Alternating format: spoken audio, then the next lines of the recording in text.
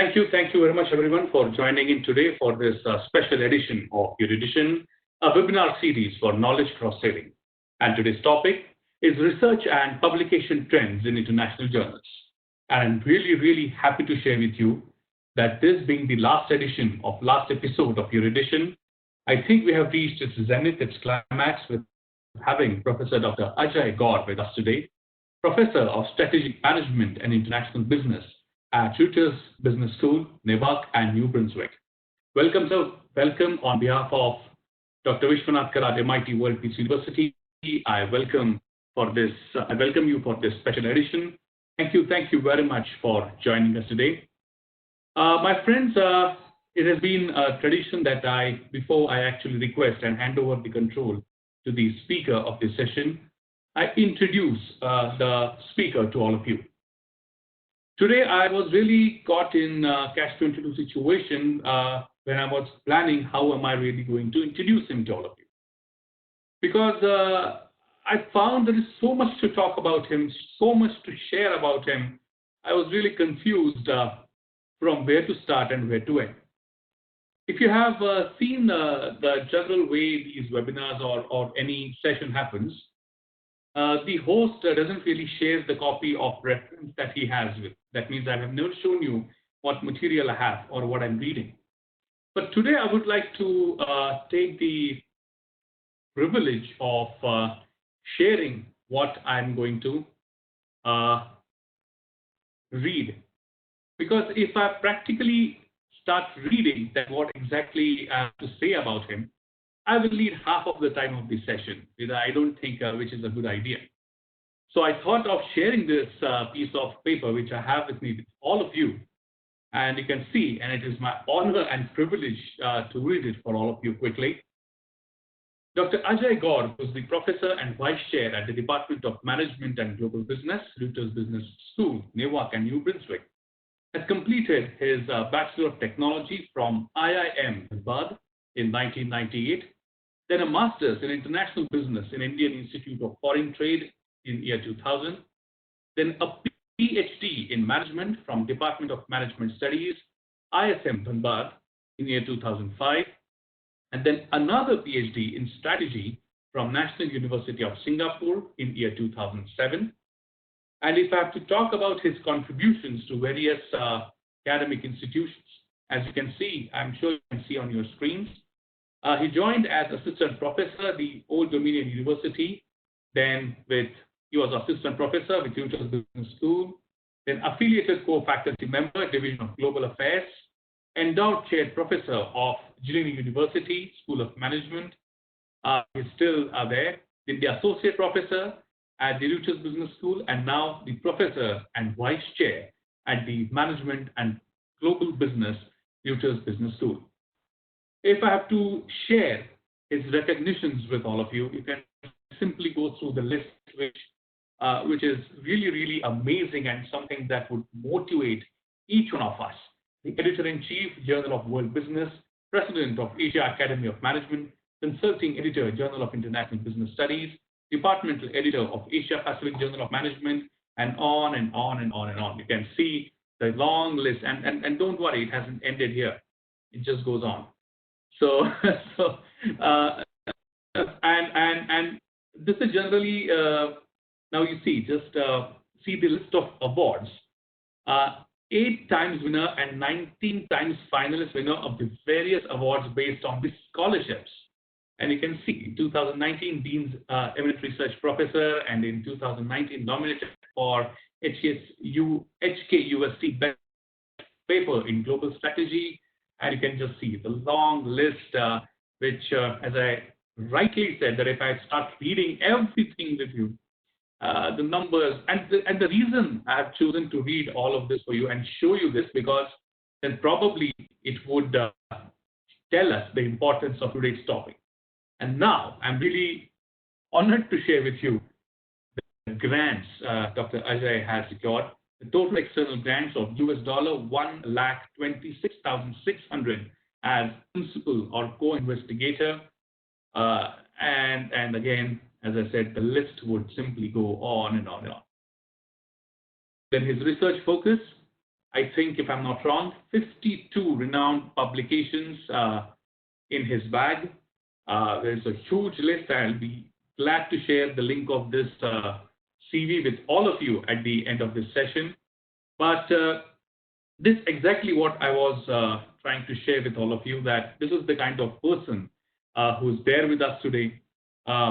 Due to probably this technological hurdle, I won't be able to welcome you with a round of applause, Dr. Ajay, but we are really, really honored to have you here today. Thank you very much for taking time out for us and being here today to share your important thoughts on this extremely important topic, research and publication trends in international journals. I would like to quickly share with you that next 40 to 50 minutes, we would be hearing you, we would be taking the address. And then in next last 10 to 15 minutes, I would be accepting questions from everyone in the audience and asking those questions to you. So questions would reach me through a chat window of this WebEx meetings, and I'll pose those questions to you. Towards the end, we are expecting our Honorable Vice Chancellor, Dr. N.T. Rao of MIT World Peace University, to join us.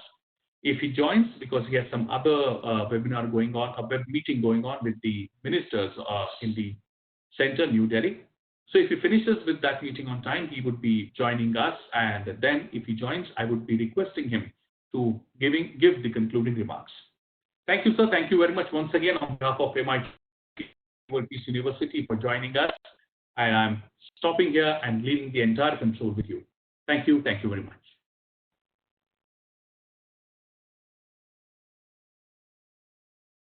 Over to you, sir. I'm just giving you the presenter control.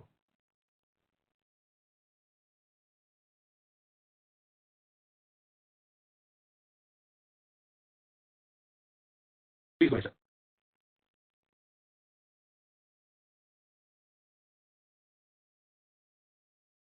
All right. Thank you very much.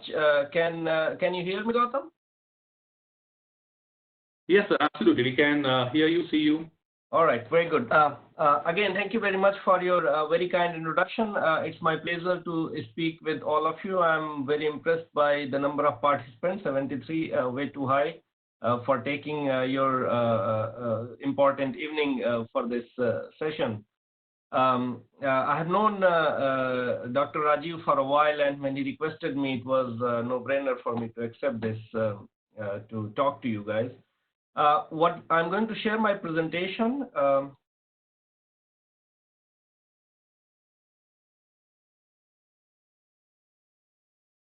Which you should be able to see now, I hope. Yeah, it's visible, sir. So the idea here is to, as Gautam was mentioning, I have done PhD in strategy as well as in the OB domains. And I've tried to keep it a little bit generic, not only focused on international business, but to keep it a little bit more generic on research in general. And I'll be happy to take questions because I think that's where the real value of these discussions comes. Thoughts on research and publishing. So the key thing that, all of us struggle, me including, I still consider myself a student. I did my second PhD only in 2007, about 12 years back. How to research effectively and publish in high quality journals. And I'm saying that, I still consider this as a struggle because as recently as just last night, I received rejection. So, rejections from journals is very common. It happens all the time. We can reduce the chances of rejections by following certain very basic things. And obviously in this limited time, we can only discuss some basic things, but I will also then direct you to some of the resources which are available for learning if one wants to progress to the next level. So how to research effectively and publish in high quality journals.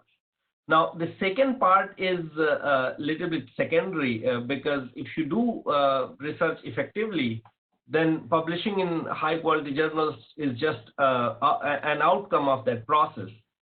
If the first part, which is doing research effectively, is not followed through properly, then regardless of how much time and effort we put in, we will not be able to achieve the desired objective, which in most cases is to publish in the journals. All right. So then, and again, you may have heard many of these things in other presentations, read them, and I'm sorry if I'm repeating some of the things, but the idea is to nail down these things repeatedly, and hopefully you will extract something out of this discussion come presentation. So essentially, what is research? And I like to emphasize on this particular statement that I have here: systematic quest for an answer driven by a specific question or idea. Often where we falter is the, of course, at multiple levels, but the very first level where we falter is to identify a specific question. As an editor, when I review papers, when I receive papers in Journal of World Business, we receive about 1,000 papers a year. And we have a desk rejection rate, and I explained that just a little bit, of about 60%, which means all of 1,000 articles, about 600 of them are desk rejected. Desk rejection usually would not take me more than 10 to 15 minutes. What I'm looking for is, do you have a specific research question, and do you have enough motivation for that research question? I will read your first 2 pages, 3 pages, in some cases, 4th page. If I don't find your research question, and often I do not, because out of those 600 papers, 600 papers which are rejected in 10, 15 minutes, the main reason is I do not find, for a majority of those papers, I do not find any specific research question. So that is one of the very fundamental things, and there are ways in which you can identify a research question. And then once you have identified the research question, then you have to systematically answer that research question, and not just in the form of your opinion. And that's another issue that often we as scholars face. There is difference between publishing for journals, which is academic writing, versus being a consultant and writing for newspapers or magazines. And oftentimes, people would just impose their opinions instead of doing research in a systematic way, in a rigorous way. So what are the key elements for any particular paper? It starts with, of course, the motivation of the study. What is the phenomenon of interest? Where is the gap in the literature? And what is the research question, which I've been emphasizing. Now, how do you identify this motivation? To begin with the particular research question, key aspect there is very simple, which is to read, which is easy, but oftentimes we do not do enough of readings. So if we read the literature that we are trying to contribute, that should give us very clear indication of whether my research question is interesting or not. Right, so I'll give you a very simple example, and again, because I do research in international business area, you might be interested to identify, if a firm goes to foreign markets, will it do good or will it do worse? That's a very simple question, right? The question in itself is interesting, right? Because that's the very basis of internationalization. If a firm goes out, you are interested whether the firm does well, or does it, should it just stay indoors and not go out. Go out meaning to a foreign country, right? Now, in itself, the research question is fine, but then the second part that becomes equally important is this research question really worth investigating? And how do I determine that? Who else has done that particular research? Now, if I pick up, top 4 or 5 journals in any area, so in this case, international business, and if I simply search internationalization performance, and you don't even have to actually pick up the journals, you can simply do Google Scholar search. I can bet you will find probably 20, 30 pages on Google Scholar, hundreds of articles on that particular topic, internationalization and performance. What does that tell me? Even though research question in your head is interesting, there is not enough research gap, because a lot of people have already examined that particular research question. And therefore, that's not the right question for me to study, because if there is already enough research on that particular topic, where is the scope for me to make a contribution? And if I cannot make a contribution, then that particular phenomenon will not be of interest. So that is where the key element of research comes. This is your introduction of your research paper, initial 2 to 3 pages. And this is what kills the paper in a very early stage at the desk itself. So once if you do identify that this research question is important and there is also potentially a gap in the literature, then comes second part, which is also a very important ingredient, and that would be the next reason why papers would be rejected. What is the theory that you're using to explain that particular phenomenon that you have decided to study? So for instance, phenomenon are oftentimes driven by the things which are happening around us.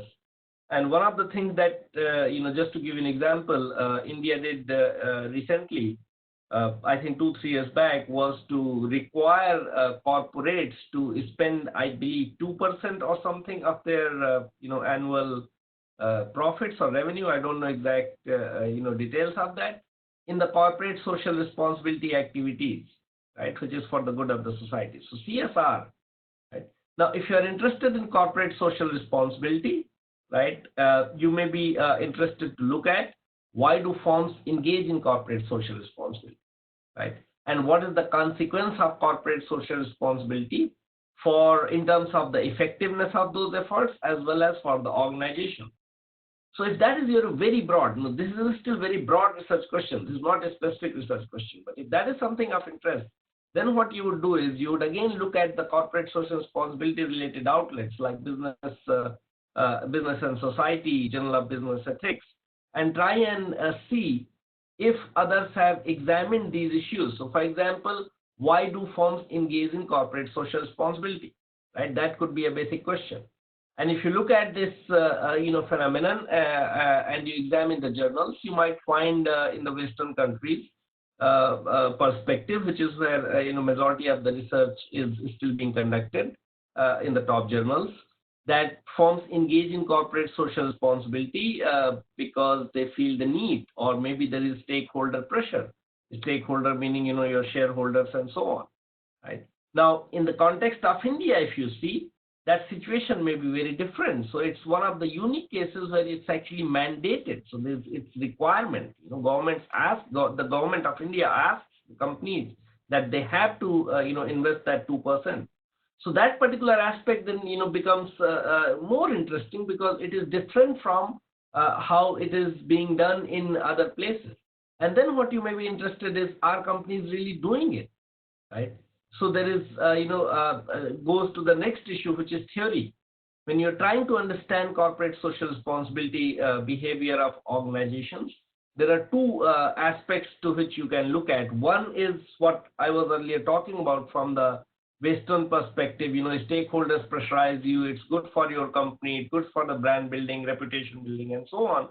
And therefore, you do it. And if you do it, then there would be certain types of activities that you would be engaging as part of your CSR. The other is what you call in institutional theory something called ceremonial adoption. So ceremonial adoption is something that you're not doing because you really want to do it. You're doing because you are, for example, forced to do it. So you just want to show that you're doing it, but in reality, you are not interested, at all in this particular, aspect. And this is, something, even if we take the example of our own research, right? Do we do research because we really find research interesting, or do we do research because we are forced to do research? And if it is the second is the case, latter is the case, which is because that we are forced, then we'll be doing mostly ceremonial adoption. Ceremonial adoption meaning, we'll publish just for the sake of it. We'll try to get authorships from, friends or colleagues and put our name, but we are not really interested in examining anything because that's not what interests them. There's nothing wrong or right. It's just, how different individuals may have different motivations. So likewise, for organizations, if it is simply ceremonial adoption, then they will do a lot of pomp and show, a lot of advertisement that they're doing corporate, social responsibility. But when it comes to actual actions, they're not really engaging in anything. They might be giving charity to, organizations, NGOs, which are affiliated with the company itself, and not really engaging in, actual activities. I will not go into the details of how you could really structure that investigation, but I wanted to talk about theory here and the right theoretical lens to study that corporate social responsibility issue in the case of Indian companies will be institutional theory, because that is where this issue of ceremonial adoption comes from. The famous paper by scholars DiMaggio and Powell, I believe in 1977.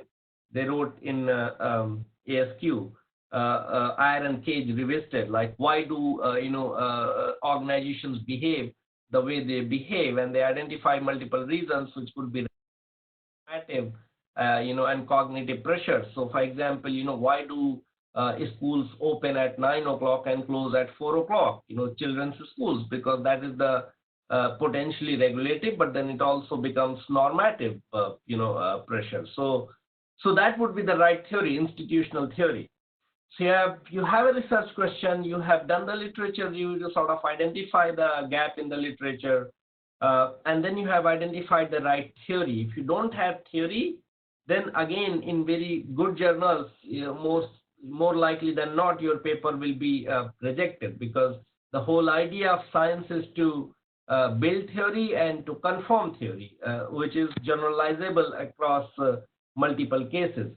So in other words, when you're studying CSR in Indian firms, it should not just be CSR in specific cases, but what is that theoretical understanding that you're bringing, which could be applied to firms in general, Indian firms, or even some cases, firms from other places which face similar type of situation.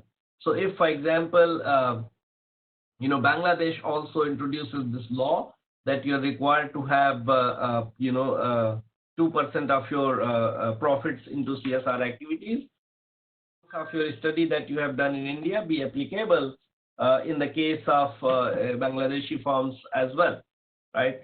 I think 4 or 5 years back, or maybe 10 years back, Norwegian government for the first time introduced that there should be women on the board, a board of directors of corporations. You need to have, I think their recommendation was to have at least one, women on the board. That's another question that one can examine from ceremonial adoption perspective, institutional theory. Are you having, and I think that requirement is there for the Indian companies as well. Are you employing women on the board for the real benefits that they bring? And if that is the case, you could easily examine this issue. Then you would bring, women with the right set of qualifications to serve the company. But the second could be, you're employing women just because that's a requirement of, in the case of India, that would be SEBI, right? The Security and Exchange Board. So if you're doing it just as, institutional theory will predict as a matter of ceremonial adoption, then these women that you will be bringing onto the board would not necessarily be qualified individuals. They may be simply family members, somebody the wife or the daughter or the daughter-in-law of the CEO or the owner of the company.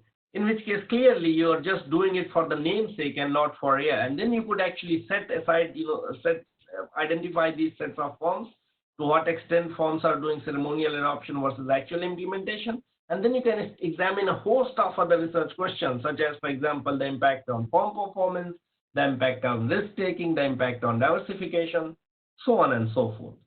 So that is your motivation and theory. Moving on, then how do you test your hypothesis, right? So if your hypothesis is that firms that engage in corporate social responsibility for ceremonial reasons do not derive the reputational benefits, right? So, the relationship between corporate social responsibility and firm performance is moderated by, for example, whether you are doing it for real or you're doing it simply as a ceremonial adoption. So that's your, broad hypothesis. How do you test that hypothesis? And this is, a point where, oftentimes people will bring out different ideological reasons to argue that, they are doing qualitative research and, qualitative research is not accepted by journals, which is why they're not able to publish, and so on and so forth.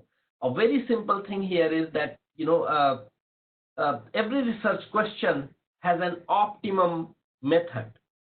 And if you're not following the right set of method for that particular research question, then, obviously your research is not systematic. In other words, the very first point that I had, your research is not systematic, which would then mean that it would have less likelihood of getting accepted. So again, for example, internationalization and performance research. And now you might say that I want to study internationalization and performance by doing a survey of Indian firms, right? Now, what I'm saying here is that survey is not the right method to study internationalization and performance. And the reason being because there are other ways to identify internationalization in a more rigorous and systematic way. And what are those other ways? If you simply look at the balance sheet of companies, you can see that there are different heads of where they're getting revenue, and one of the heads would be how much revenue you're getting from the international market, and that is a much better measure of internationalization than going and asking managers, does your company internationalize? How many countries does your company go? You can identify all of those issues by looking at the balance sheet, and therefore what is the need of doing a survey, right? On the other hand, if you are examining issues for which you do not have this kind of data, right, and you want to study a large sample, you want to have a large sample of forms in your examination, then survey might be the only way to do the study. And then more important issue there would be, how do you do the survey? Doing a systematic survey so that there is not respondents bias and so on. So for instance, again, to give you an example, if you want to study the relationship between corruption and success, at the organizational level, right? So your conjecture or your hypothesis could be that firms which are engaging in more corruption succeed more, for example. And again, we are not putting any value judgment. That's just a proposition, just a hypothesis. Now, how do you study this? How do you know which firms are engaging in more corruption? So you may say that because there is no data on it. Actually, there are ways to identify hard data. We'll not get into this, but let's say it's reasonable to say that it's difficult to obtain data on how much corruption firms are engaging, right? So then you might say that I want to do a survey, but is survey the right way? If you go and ask someone, are you engaging in corruption, will they tell you that they're engaging in corruption? So that is where the methods might again be a problematic situation, and there may be ways in survey research. If you look at, there are multiple ways through which one can ask undesirable questions by creating settings and alternate the type of framing that you give, so that people are less likely to give socially desirable responses and so on, right? Likewise, qualitative research. So qualitative research is appropriate in situations where you have you do not necessarily have enough theory and you want to sort of understand the phenomenon and build a theory. In those situations, qualitative research may be appropriate. But going back to the study of, for example, corporate social responsibility and firm performance, that's not a topic that you should be really studying by qualitative study, because there is hard data available on that. Companies are required to report that particular information in their balance sheets. All right, so these are the key elements of any successful research. As I said, identify interesting and important phenomenon, and then find out the research question, which is about your literature review. Design how you will conduct a study, and then actually do the study. And for the case studies, I want to emphasize, because a lot of people in India do case studies. Case study is not simply reading the newspapers and writing about it. You have to go in situ. You have to go to the organizations and be an independent observer to see, that particular phenomenon of interest. Propose a, theory development. Propose a conceptual model and hypothesis, gap in findings, and then discuss your theory development. Those are it's from Eisenhardt, 1989, one of the very early approaches for conducting inductive research. Right, so inductive research is a little bit different from this one, where you have methods and discussions and motivation, which is more in the case of research that you do when you are doing non-qualitative study or quantitative research, which is a positivist approach, where you are analyzing data You have a set of hypotheses and you're analyzing data to test your hypothesis. In the case of inductive research, you are actually developing theory. In the other case, which is deductive, you're testing theory. Here you are developing theory. So the method is a little bit different in the case of inductive approach. About the journals, about publications. So journals, as I said, is about ongoing conversation which links scholars which share interest around particular topic. So oftentimes I will receive papers in Journal of World Business where you have, for example, not cited a single study from Journal of World Business. What does that tell me? It tells me that you are not engaging in any conversation in my journal, because if you are, if you want to publish in Journal of World Business, then you have to engage in the conversation. So you have to know what is the conversation that is happening in that journal, what is that people are talking about, right? For that particular phenomenon of interest that you are looking at. And then you have to engage in that conversation, which is possible only if you do your proper literature review. Targeted literature review for the journals which you hope and aim to publish. Excuse me. Basic necessities, and this is something more important for early stage scholars. I often tell this. I don't know what stage some of you guys are, but if you are a relatively fresh PhD or looking for doing PhD within 5-7 years of your PhD, you have to really identify a key topic that really excites you, because the whole idea is that once you identify a topic, that topic should drive you to do research for next at least 10 years. And if you really want to make an impact in the field, then that is the topic you will keep researching for the rest of your life. Clearly, you have to find that topic interesting. It cannot be just a one-off project.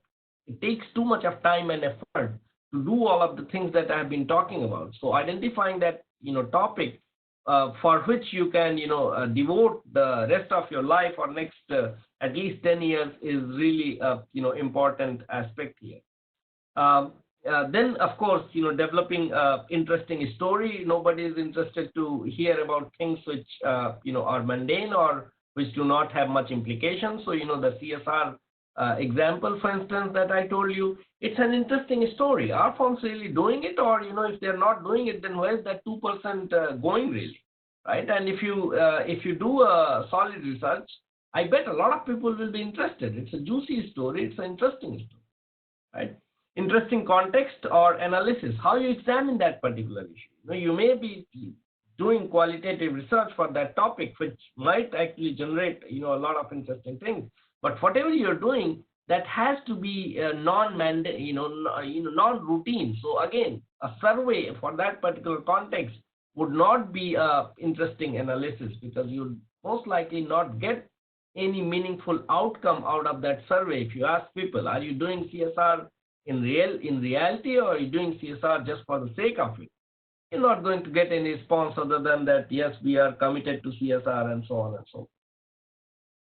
All right.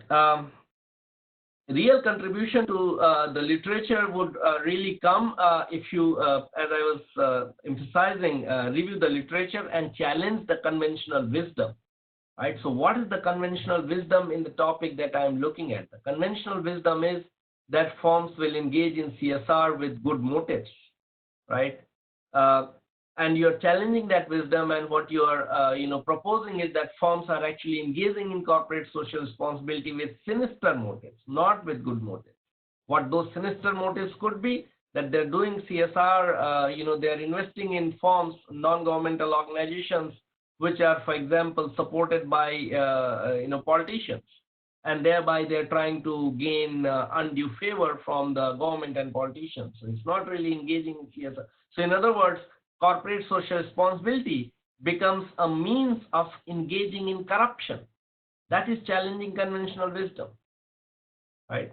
And that would then help you reconcile this finding that CSR is not always helpful, because CSR would be helpful in reputation building, which is what would be expected if you engage in CSR in reality. But what you find is, in India, companies are spending 2% or whatever of their money, but they're not gaining any reputational benefits. So you're challenging the conventional wisdom that this is because they're engaging in corruption, and you're solving a puzzle. The puzzle that you're solving is why firms in India are not benefiting. They're not benefiting because they're not engaging in CSR in the right way.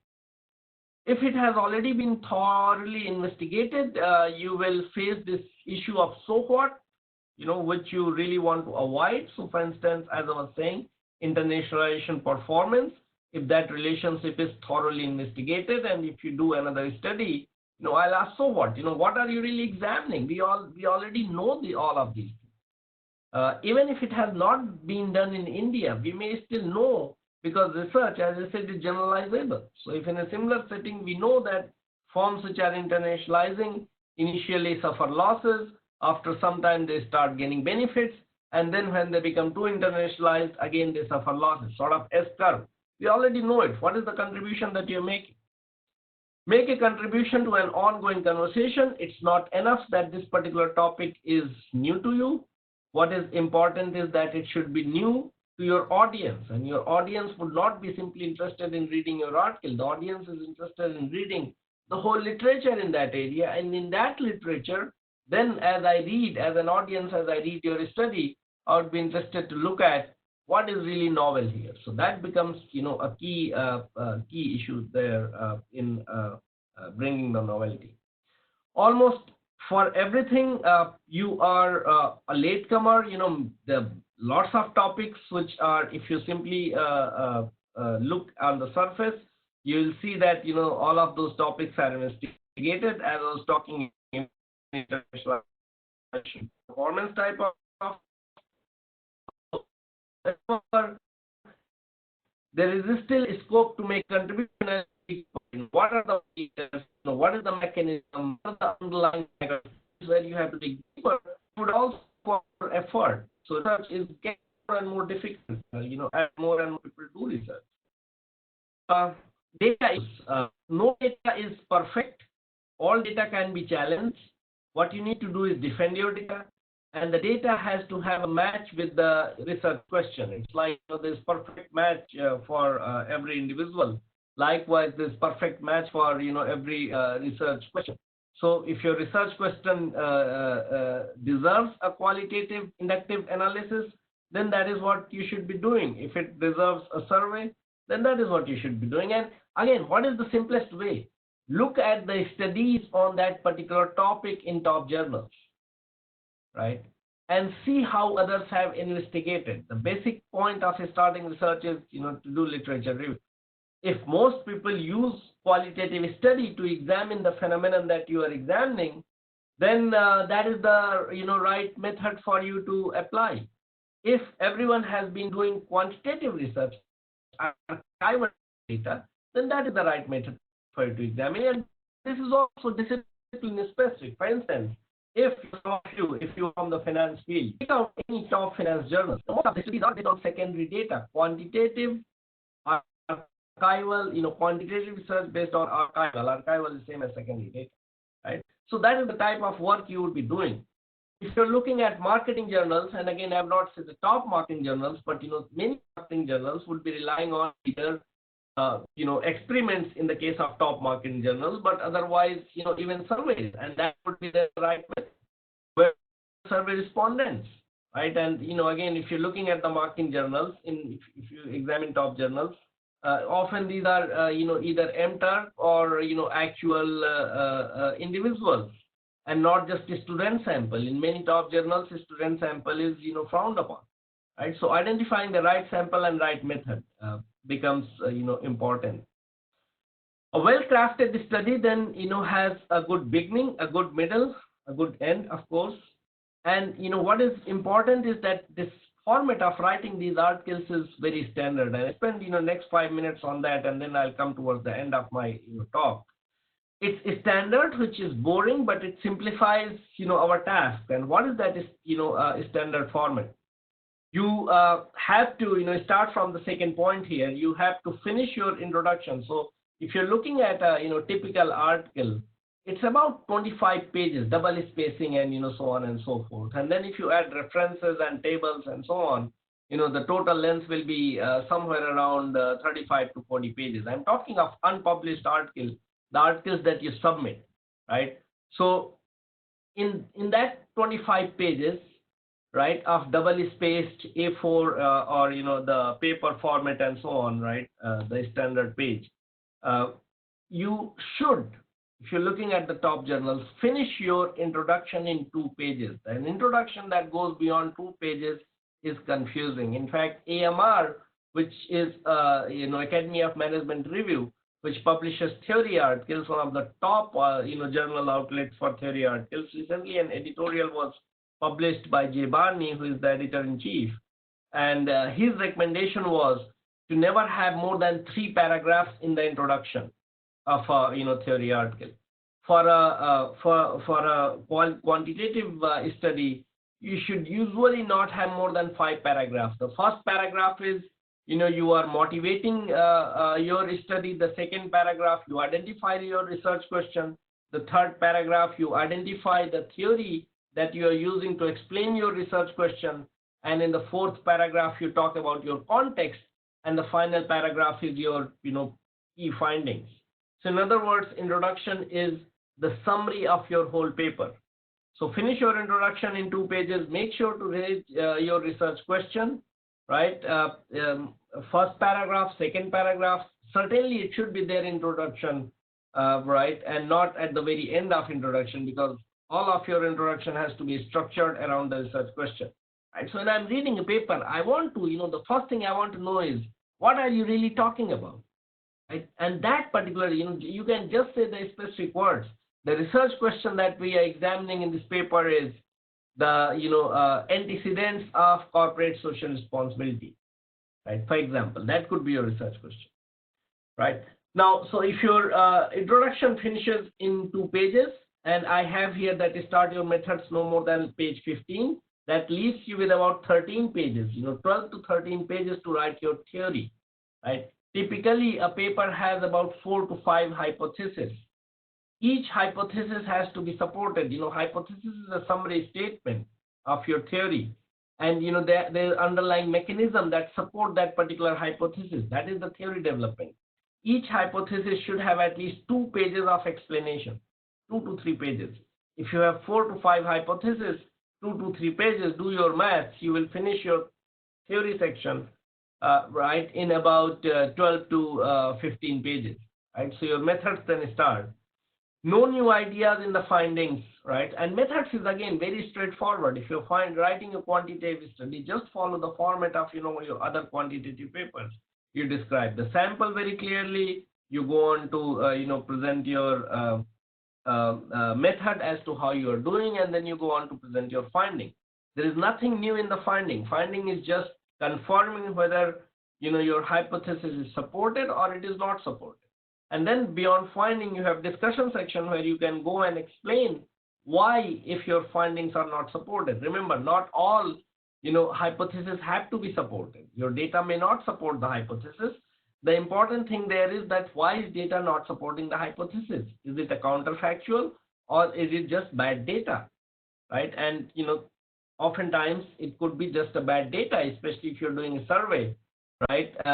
And you have not done the survey in the right way, you're getting socially desirable responses. Those responses would not support, your right?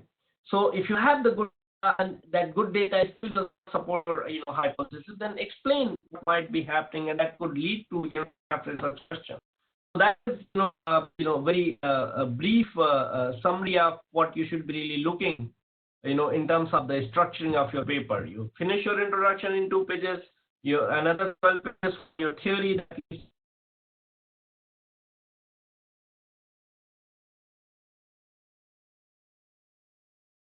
is about 20 to 21 pages of where you link back to the literature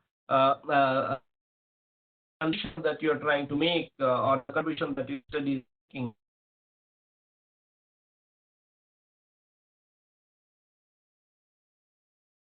I think I will stop here. There is a lot more here, but I will be, I should take turns. Obviously, come back to some of these things. One thing I would like to mention before we leave here, let me see, how do I go to sharing the screen, expand the panel.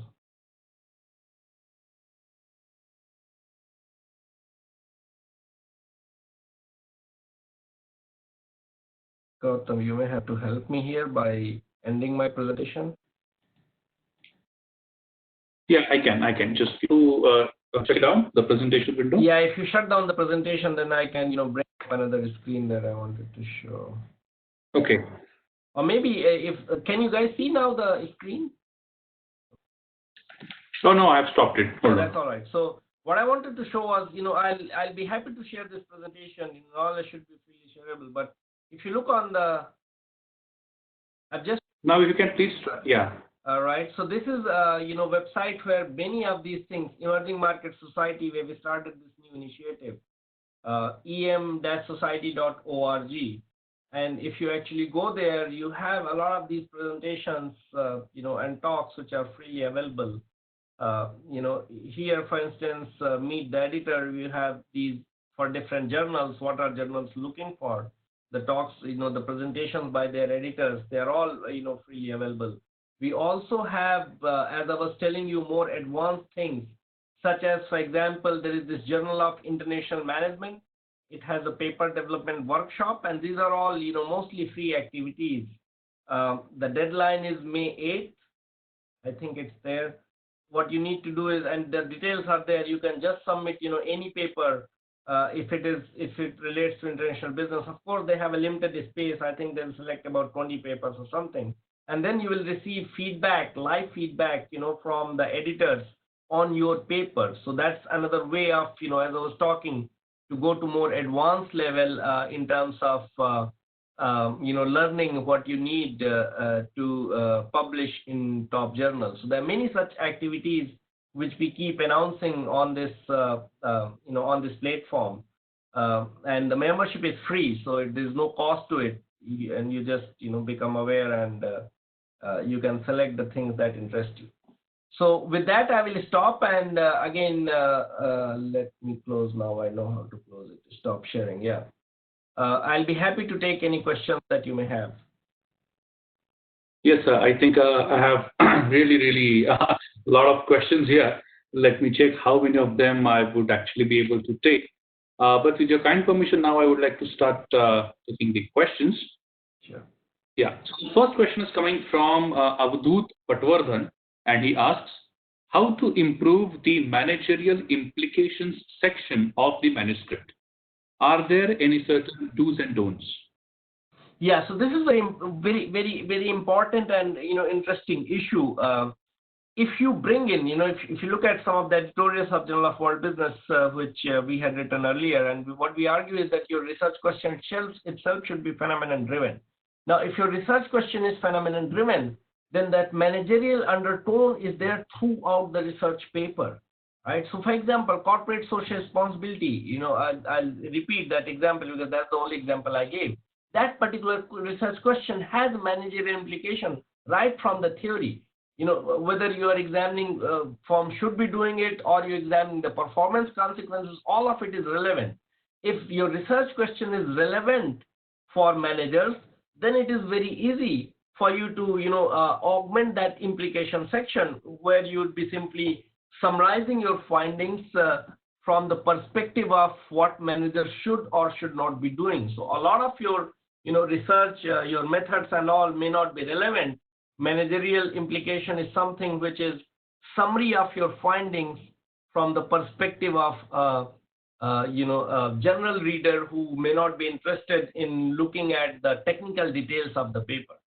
So, many papers, it is difficult to bring in the managerial implication section simply because, the paper does not have any managerial implication. And, then you cannot really force it. So it goes back to that first question, first issue that I mentioned. Identify the right research question. If you're doing research in management, our research question should have implications for managers. And then it would be just a natural, yeah. Right. True. The next question is coming from Priyanka Kokaru, and he asks, a complete new study is better or addition to the existing theory is better? Which helps in getting through the acceptance from an editorial board? Absolutely, yeah. Again, very important point. And one of the points that I mentioned in my slides is that you'll almost always be a latecomer to any conversation. When I joined PhD program in 2003, 2004 in Singapore, in my very first class, the professor came and said that, there is nothing really left for studying. Everything that could have been studied has already been studied. So to your question, can you really do a complete, total new study? It's not possible. Most of the things, and what you might actually be seeing is that you have not done your thorough literature.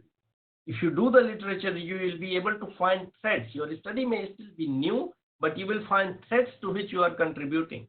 And linking back your study to those threads is therefore important. Now, in terms of making contributions, your study might be making a small contributions, or it might be making a lot of contributions.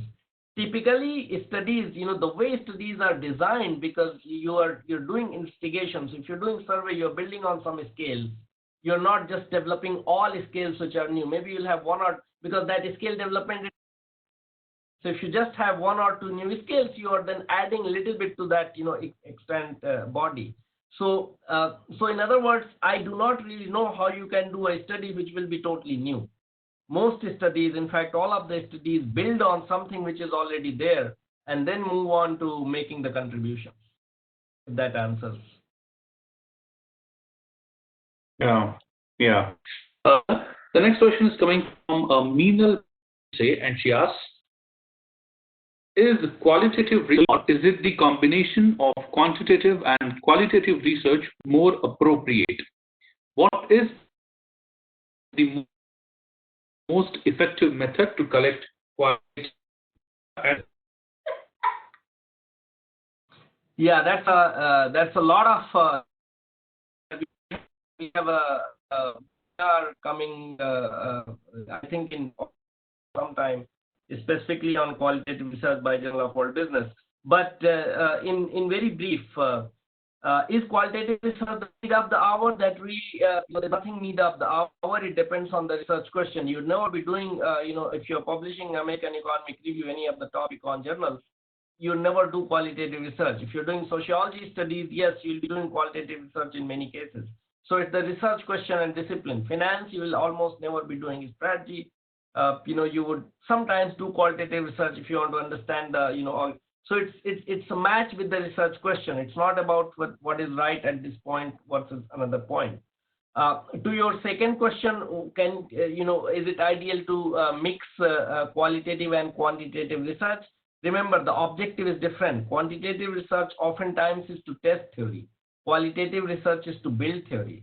And for that simple reason, in a single study, you cannot both build theory as well as test theory. You should not ideally be doing it unless you're doing a dissertation. If you're doing a dissertation, maybe you spend 2 years building a theory and then another 2 years testing a theory, which would be fine. But again, those studies would be separated.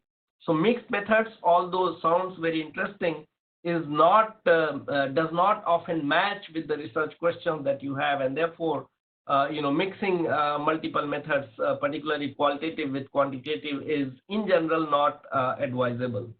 And I forgot the last question. What was right?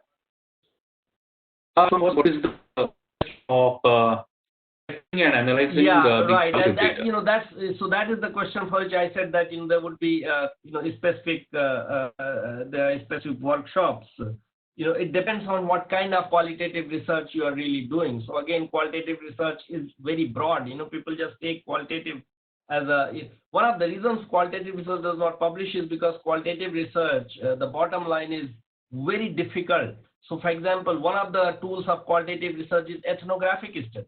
Now, ethnographic study takes 5-6 years. One of my colleagues at Rutgers he did PhD from Harvard. He spent 6 years of his PhD in Vietnam doing qualitative research, right? So that would be one type of qualitative research, and there are many other ways of doing qualitative research. There's no simple answer to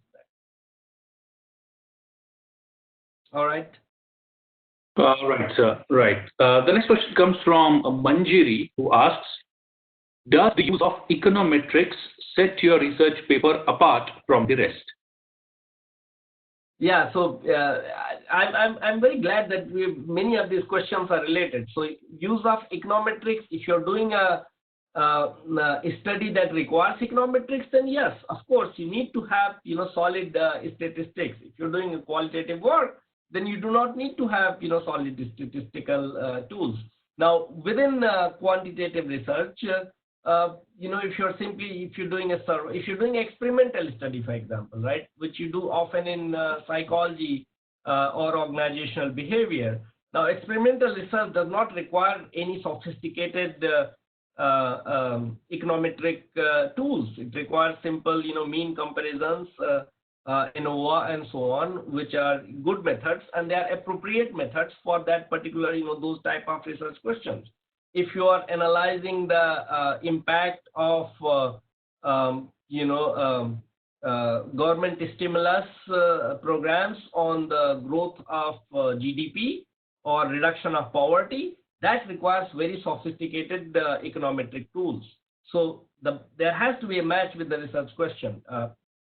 Econometrics in itself is not important. It may even be a bad fit, but for the type of research question, and that goes with the discipline, just read the literature for that particular research question. What is that others are using? If everyone is using sophisticated, advanced time series data analysis, then that is what you need to do, right? And the type of research question, the relationship between government stimulus plans and poverty alleviation would have to be done by advanced econometric time series panel. Or for instance, that recent Nobel Prize, Abhijit Banerjee, those random experiments, right, which is experimental design. It's not a very sophisticated econometrics, by the way, but that got Nobel Prize in economics. Yeah. So the next question is coming from Shweta, and she asks, can you please throw some light on usefulness of the bibliometric surveys in detecting the gap? Right. So bibliometric studies where it's a tool that came through where people could analyze the references to identify the trends, and that people published some studies to a great extent. I would say a few years back, that method per se has been in a little bit decline, because again the point there is that, let's say you are doing bibliometric study of Journal of World Business, right? And you do that study one time, the whole of whatever 50 years of Journal of World Business, and there are it's very easy because you have the references that can come from the standard sources like Scopus, and then you just apply the bibliometric.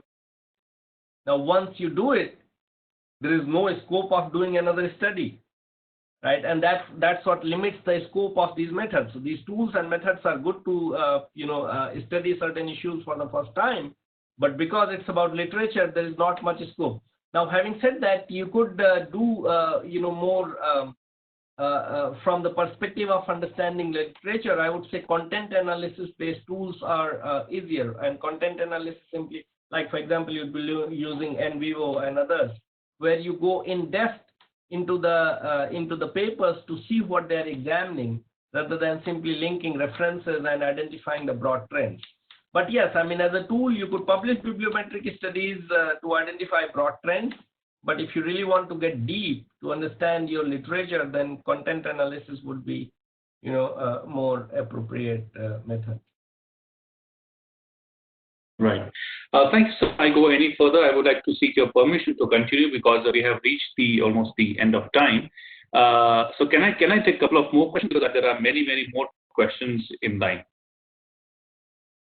That's fine with me. Yeah, sure. I mean, it's morning for me. It's late evening for you guys, so it's more that it's important for you people. Thank you.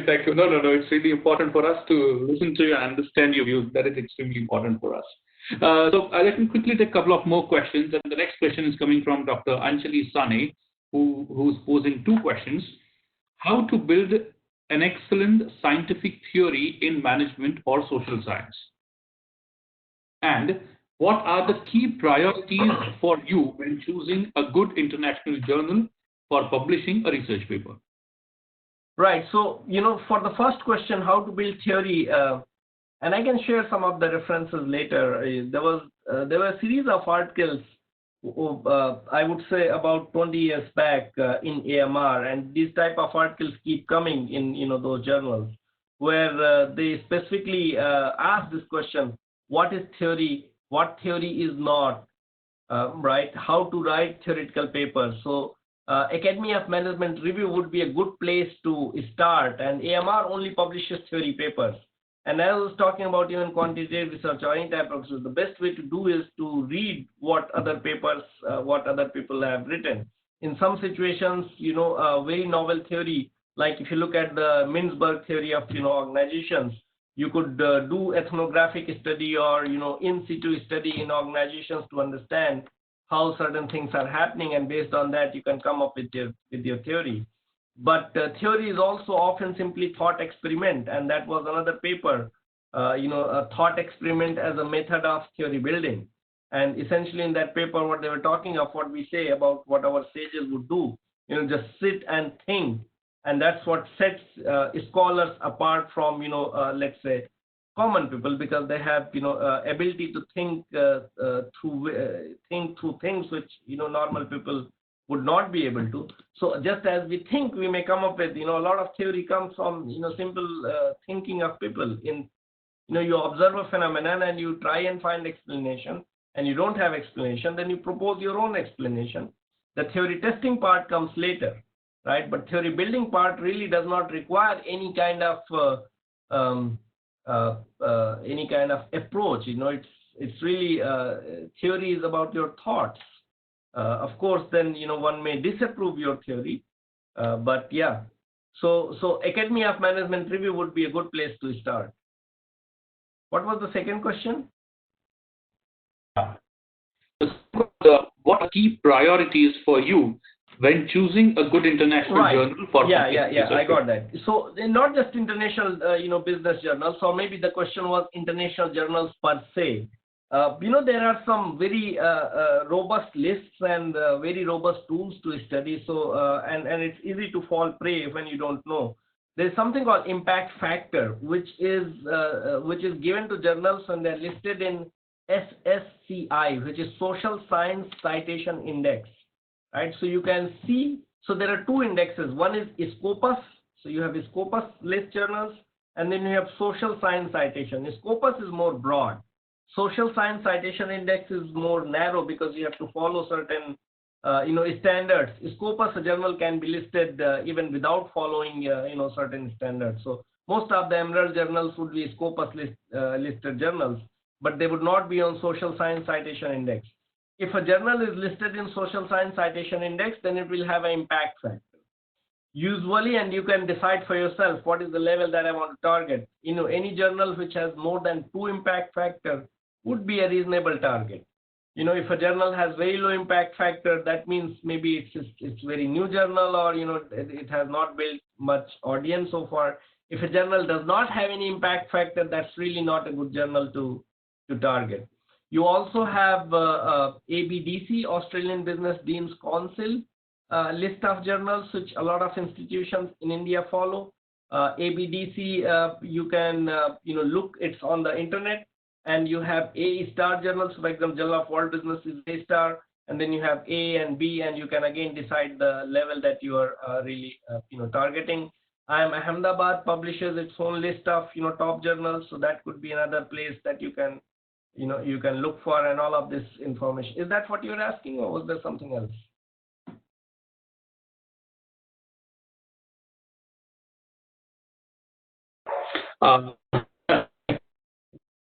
I hope my question is coming from Mr. Jogesh Chandar, who has joined us from Ghaziabad. And probably that would be the last question I would be taking, because it's almost 10 minutes past 7.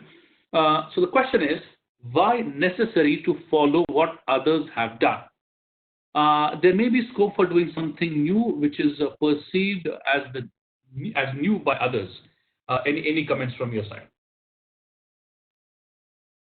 Yeah, so I'm not sure if I follow the question, but it's not, if to the extent I follow the question, my response is, it's not necessary to follow others. I was not saying that you have to follow others.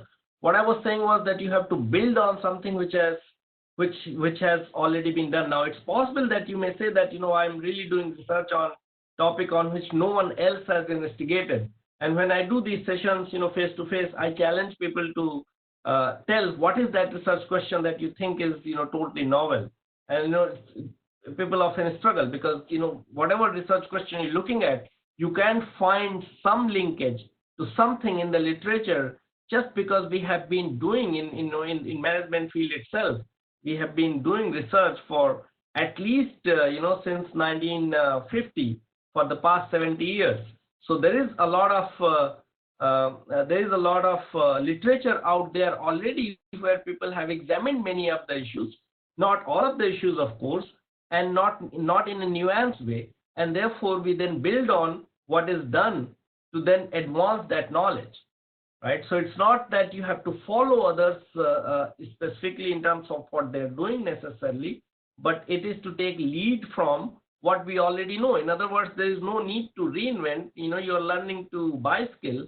There's no need to reinvent how to learn to ride a bicycle if there is, enough evidence or enough literature on how to ride bicycle. Now, what you might want to learn is that I want to build on that and tell people how to ride a bicycle without holding, the handle.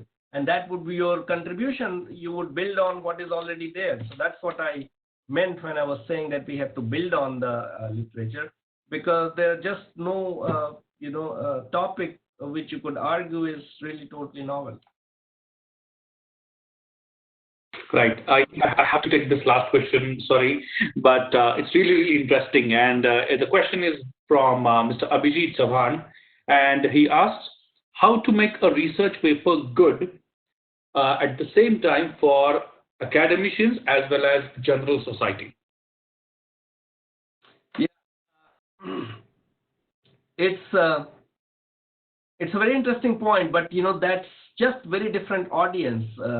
I was in a research seminar where there was this Harvard professor presenting, and there were others from obviously top institutes and so on. And one of the person from the audience, a reputed scholar, was repeatedly asking that, can you explain this in layman's term? And this is still to academic audience, not to a general public. But he was repeatedly asking, can you explain this to a layman's term? And after 3-4 times, this person got agitated, and his response was that my research is not for a layman. If I was doing research for layman, I'll be publishing in newspaper. It's an advanced audience who already understand. In other words, think of people who win. Again, extreme examples are a good way to understand things. If you are a Nobel laureate, the research that you're doing would not, the papers that you're publishing, which give you those Nobel Prizes, game theory, Nash's, would not be something that common people need to even understand. So they are different audience, and in the same paper you cannot. Now, that is not to say that game theory does not have any, general applications.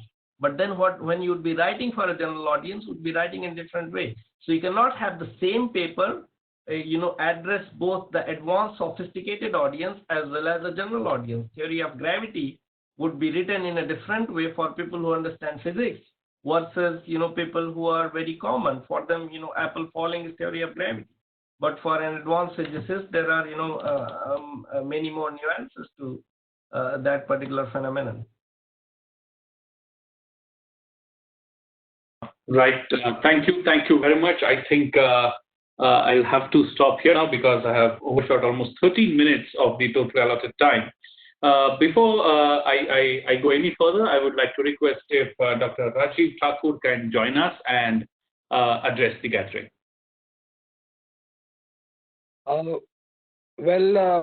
Professor Ajay, good evening to you, good morning to you, and let me, on behalf of MIT World Peace University and the audience, extend our heartfelt gratitude and thank you for sparing your time this so early in the morning at your place. And it has, I'm sure, the entire audience has benefited a lot.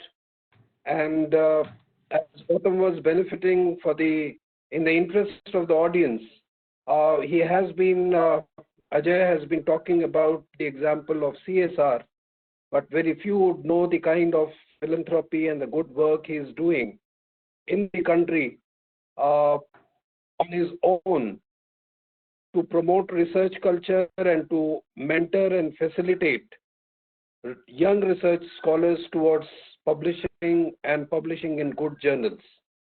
And I had one occasion where he hesitated or he said no to my request, including this one. So thank you, Professor Ajay.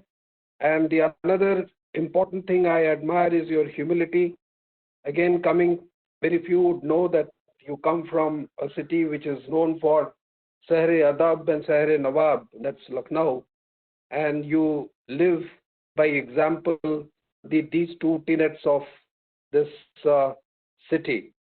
Last thing, some time back we talked about organizing jointly or MIT being host to a national or international conference or a forum for emerging management market society.